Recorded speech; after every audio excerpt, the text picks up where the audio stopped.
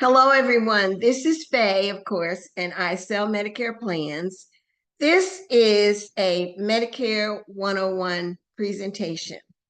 The presentation is done as if the person that I am speaking with and the people who are attending are reaching Medicare eligibility.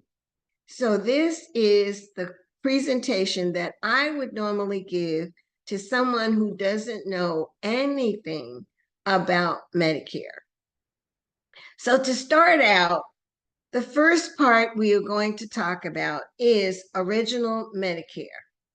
Original Medicare is made up of two pieces, two very important pieces. And of course, the Medicare card displays those two parts. Those parts are Part A and Part B. So the first thing that I'm going to do is explain what Part A is and explain what Part B is as well. And then we'll get into what are some of the benefits of those two pieces. So Part A is the hospital insurance. And that piece of the benefit, the original Medicare on the red, white, and blue card, actually helps to pay for inpatient hospital and rehabilitation facilities.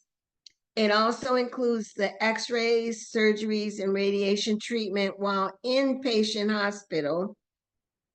Part A covers skilled nursing facilities, and most people will get Part A without paying a premium. And the way that you get Part A without paying for it is if you've worked and paid into the Medicare system for at least 40 quarters or 10 years. And those 10 years do not have to be consecutive.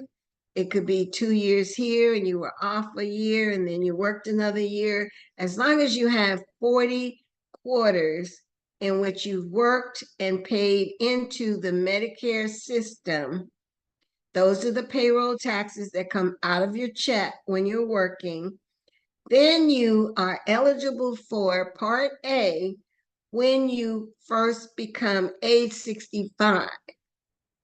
If you are disabled and have collected Social Security disability payments for 24 months, then you are eligible on the 25th month of disability.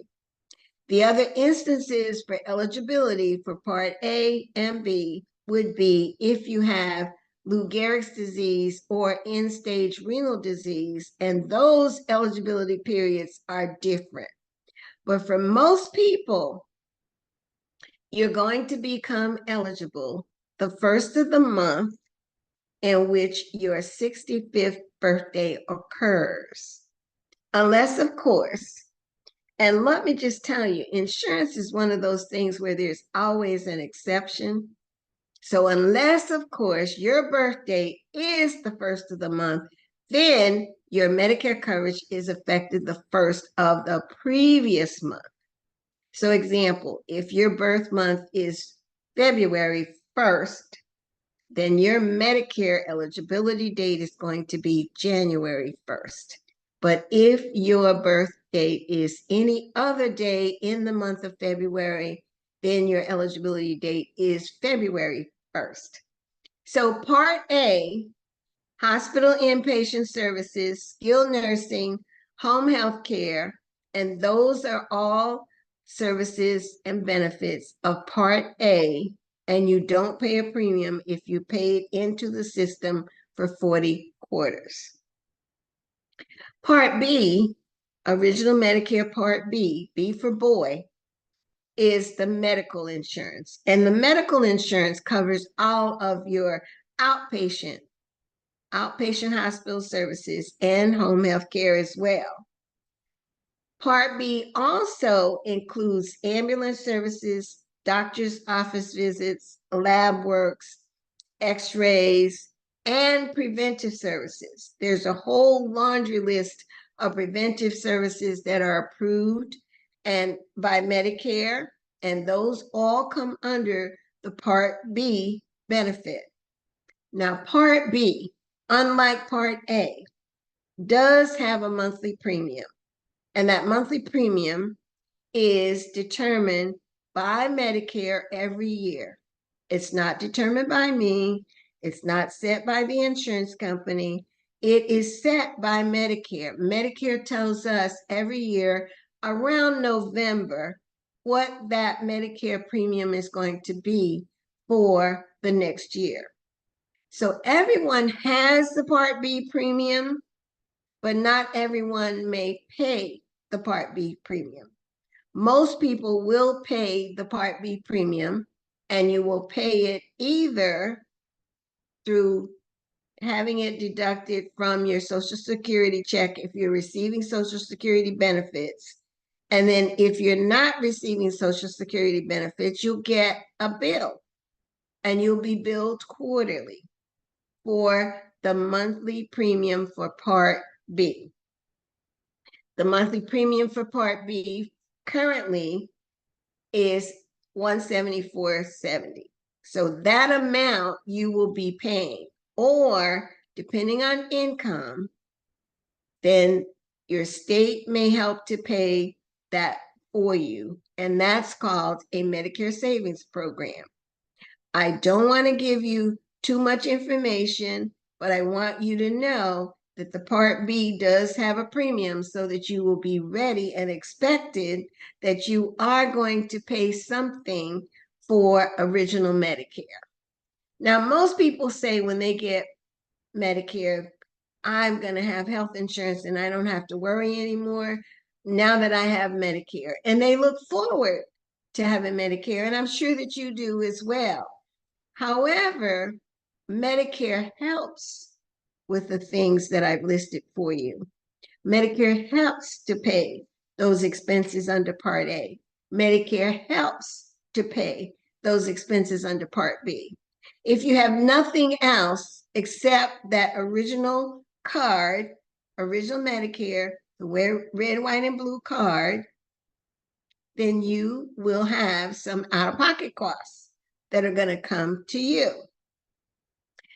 Let's go back to Part A. Part A, remember, covers inpatient hospital stays.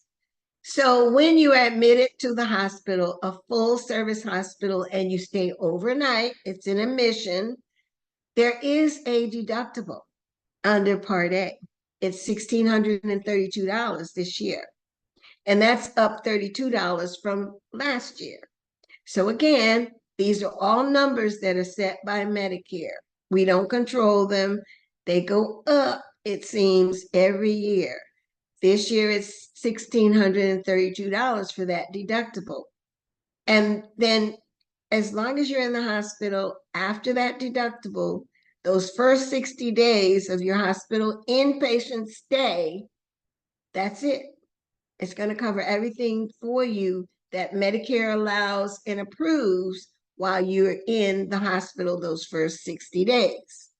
For days 61 to 90, you will have a copay. Your copay is $408 per day. Now, days 61 to 90, that's 30 days. So 30 days, you would be paying, if you're still in the hospital, that $408 per day. Now, if you're in the hospital longer, if you're still in the hospital, you have reserve days. And those lifetime reserve days you can only use once. Once you've used them, they're gone. You cannot reuse them. But if you are still in the hospital, then starting with day 91, your copay goes to $816 a day. I think you get the picture that Part A, for the usual hospital stay, which is 3 to 4 days average, you have the deductible, the $1,632, and all of your hospital stay that is approved by Medicare is covered. Now, let's say that the reason you are in the hospital is you're having a very serious surgery. So that surgery is performed by a surgeon, It required anesthesia. You also needed to have a radiologist to read x-rays. So these are services that are performed while you're in the hospital, but they're performed by someone who is outside of the hospital. Those are Part B expenses. And under Part B, you have an annual deductible. So the first $240 of expenses for the year, this year, you would pay, and then Medicare would pay 80% for any approved charges from those outside providers, and you would be responsible for 20%. Now you'll notice that in this information that I'm giving you, it's all in your Medicare and You handbook that you get every year. Once you get closer to becoming eligible for Medicare, you will receive the current Medicare and You handbook. So all this information is in that book. It's not something that I'm making up. And I know these amounts can be and sound like they could possibly be a potential money deficit in your household if you had to pay most of these out-of-pocket costs. So that's where what we call Medigap or Medicare supplement plans come in. So there are Medicare supplements, and the Medicare supplements or Medigap, whichever you prefer to call them, they have letters too, and they start with A and go all the way to KL. But those supplements, no matter which one you choose, no matter what state you live in, the benefits are going to be identical. So a Plan G, which is the most common one for right now, or a Plan N supplement, Medicare supplement, either one of the two would be the ones that you probably would look for. Why would you look for a Plan G or Plan N? Well, Plan G picks up all of those expenses that I told you about. The Part A hospital inpatient deductible, $1,632. If you're still in the hospital after 60 days, the $408 a day. If you're still in the hospital after 90 days, the $816 a day. The Plan G actually picks up those costs as long as Medicare approves it, and as long as Medicare pays first, they will pick up all of those out-of-pocket costs for you, except for those providers, the surgeon, the anesthesiast, the radiologist, that $240 deductible for them, the Medicare supplement will not pick up. So the Plan G will pick up everything that Medicare approves but doesn't pay except for that $240. Now, for you to have a Medicare supplement, you need to pay a monthly premium to an insurance company. And insurance company rates are different. So you would work with a professional, an insurance professional, to find the supplement that is going to be the better overall rounded cost based on your age, based on where you live, based on if you're a tobacco user or not, and based on your gender. So those are the 4 key things that will determine the premium for the Medicare supplement. And the monthly premium for the Medicare supplement can range from $130 a month to $230 a month, depending on where you are and how old you are when you actually apply for the Medicare supplement. But that comes directly from a private insurance company. So now understand what you're getting directly from Medicare is Medicare Part A, Medicare Part B. Then to pick up the gaps of what Medicare Part A and Medicare Part B does not cover, you get a Medicare supplement from a private insurance company, and then that supplement picks up what is approved by Medicare but not paid by Medicare. It's a supplement for a reason. Supplement means additional. So if Medicare doesn't pay for a service, the supplement will not pay. It's like the truck and the trailer. The trailer can't go anywhere unless the truck moves first. So if the truck parks, so is the trailer. That's the basic overview of Medicare Part A and Medicare Part B, and then the supplement to add to having that coverage. But you're not done yet.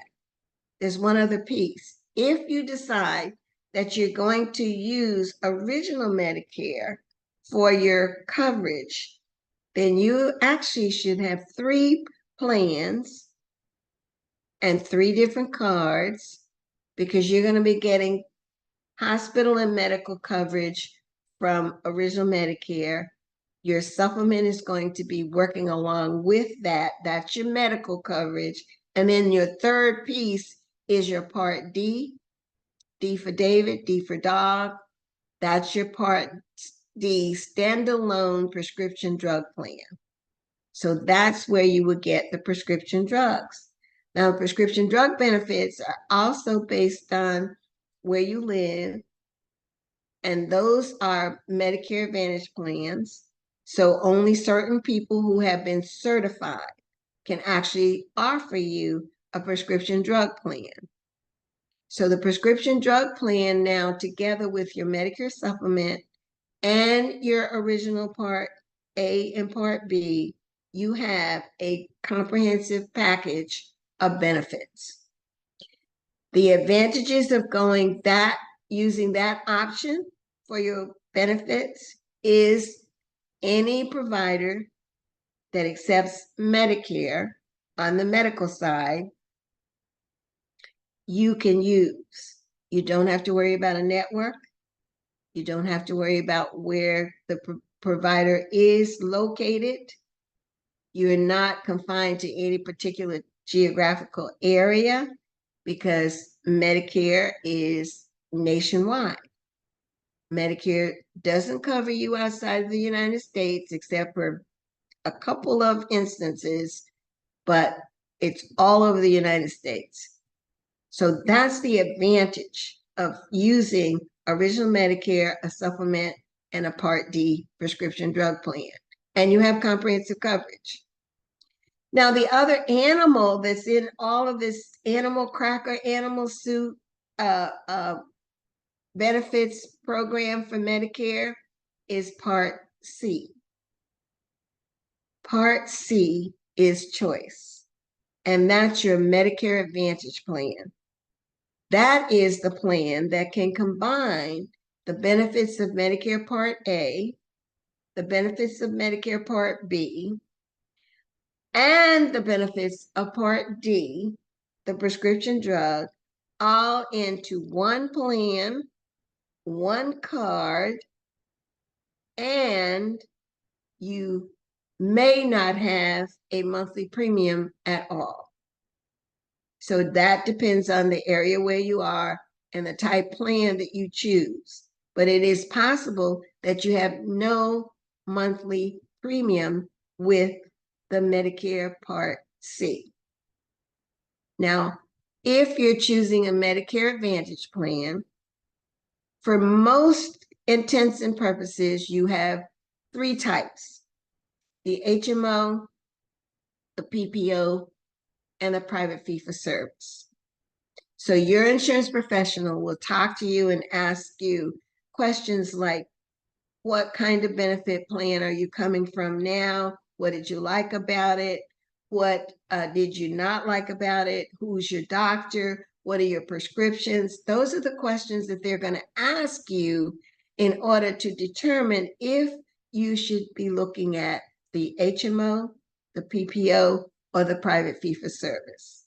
The 2 more popular ones are going to be the HMO, which is Health Maintenance Organization, which means that you have a network and all of your services are in network unless it's an emergency. And then the PPO, which is Preferred Provider Organization, where you can choose to use the providers that are in network for lower out-of-pocket costs from you, or you could choose to use providers that are not in network, and then your out-of-pocket costs may be greater. There are some preferred provider organizations where there is no difference in the in-network or out-of-network, but they have higher out-of-pocket maximums. So if you recall, when I was telling you about original Medicare Part A and original Medicare Part B, there was no limit. There is no limit to the amount that could be spent as long as Medicare approves the benefit. In the Part C Medicare Advantage plans, however, there is a cap on the most that you would spend out of pocket for covered medical expenses. And what you should know about that is that the Medicare Advantage plan is an approved plan. It's approved by Medicare.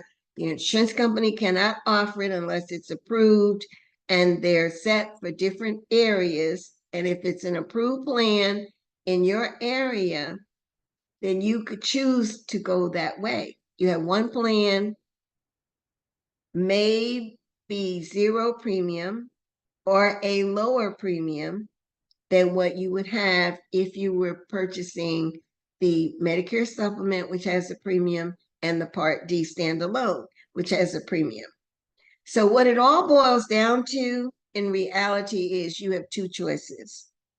You can use original Medicare with a supplement and a Part D so that you have full coverage, or you could choose a Medicare Advantage plan, and that might be an HMO or a PPO, and you have a maximum out of pocket for medical covered expenses. And your insurance professional will help you to find which fits you best and give you all of the information that you need initially. And just remember, every year there's annual enrollment, and that period is October 15th to December 7th.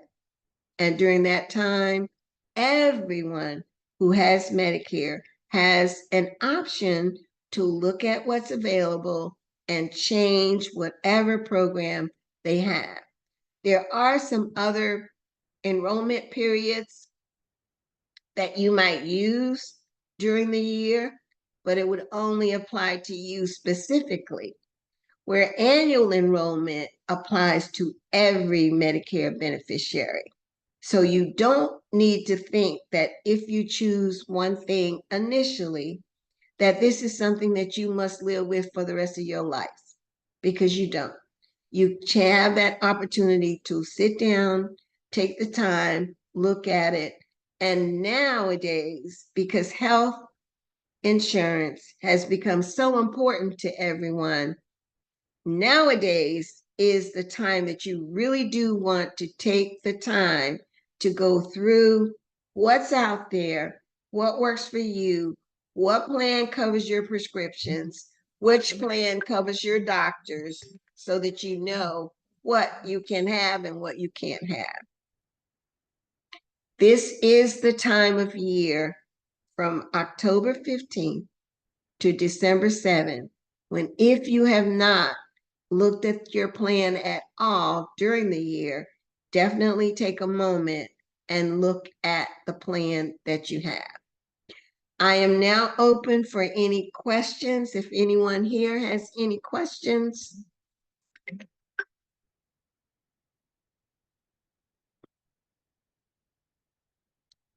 No questions. I guess I must have explained this pretty well. If you do have any questions or any concerns, this is Faye, and I sell Medicare plans. You can reach me at 407-340-6282.